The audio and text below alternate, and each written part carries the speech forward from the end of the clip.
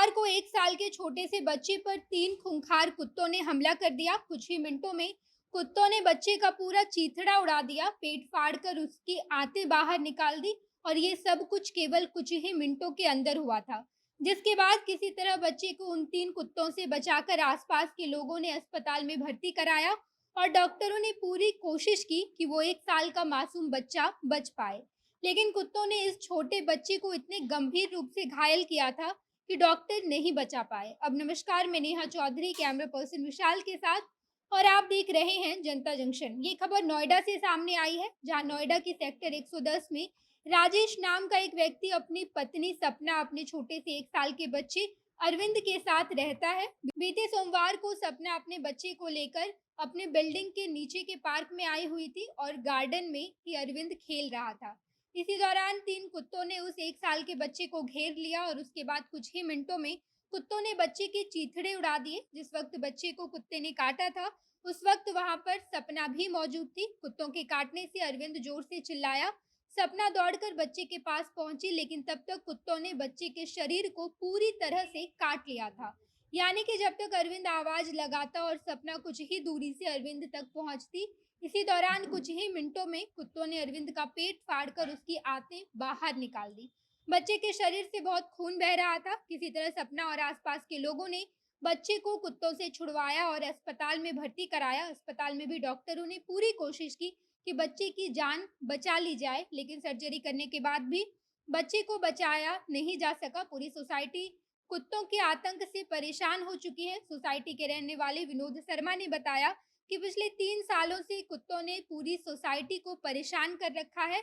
हर 2 महीने में किसी न किसी को कुत्ता काट ही लेता है। लोग आते हैं, कुत्ते को खाना खिलाते हैं, लेकिन अब ये कुत्ता आदमखोर बन चुका है। विनोद ने बताया कि हमने इस बारे में कई बार शिकायत भी की है, लेकिन नोएडा प्राधिकरण उन कुत्तों को पकड़ने के लिए नहीं आती है। कुछ दिन पहले ही कुत्तों की नसबंदी की गई थी, लेकिन इसके बाद दोबारा कुत्तों को सोसाइटी में ही छोड़ दिया गया।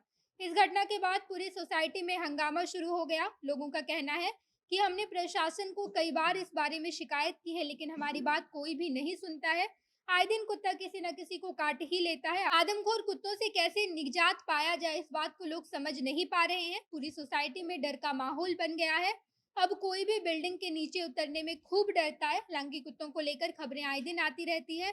हाल ही में लखनऊ से खबर आई थी, जहां पर एक कुत्ते ने एक व्यक्ति को काट लिया था और इस वजह से व्यक्ति 2 दिन तक लगातार अस्पताल में एडमिट रहा। इसके बाद गाजियाबाद में एक पिटबुल डॉग ने बच्चे पर अटैक कर दिया था और बच्चे को 150 टांके लगे थे। गाजियाबाद से ही एक खबर आई थी, जहां पर लिफ्ट में एक महिला कुत्ते को लेकर जा रही थी और उसी लिफ्ट में एक बच्चा भी मौजूद था। अचानक से जैसे ही लिफ्ट शुरू होता है, वैसे ही कुत्ता लिफ्ट में मौजूद छोटे से बच्चे को काट लेता है। उस वक्त महिला की बेशर्मी देखिए कि जैसे ही कुत्ता बच्चों को काटता है, तो वो महिला बच्चे को बचाने के बजाय या फिर उसे जख्म को देखने के बजाय चुपचाप लिफ्ट में खड़ी रहती है। बच्चे के पिता ने महिला के खिलाफ थाने में एफआईआर दर्ज करवाया है। इसके बाद गाजियाबाद पुलिस ने महिला के खिलाफ केस दर्ज करके कार्रवाई की है। एक खबर नोएडा से ही सामने आई थी, जहां पर सेक्टर 75 के एपेक्स एथेना सोसाइटी के लिफ्ट में कुत्ते ने डिलीवरी बॉय पर हमला कर दिया था, जिसका सीसीटीवी फुटेज भी सामने आया है और उस सीसीटीवी फुटेज में साफ दिख रहा था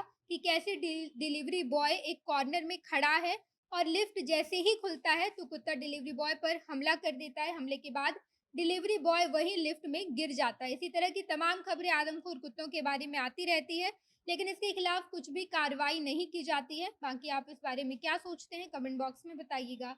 आगे की खबरों के लिए जनता जंक्शन देखते रहिए। धन्यवाद।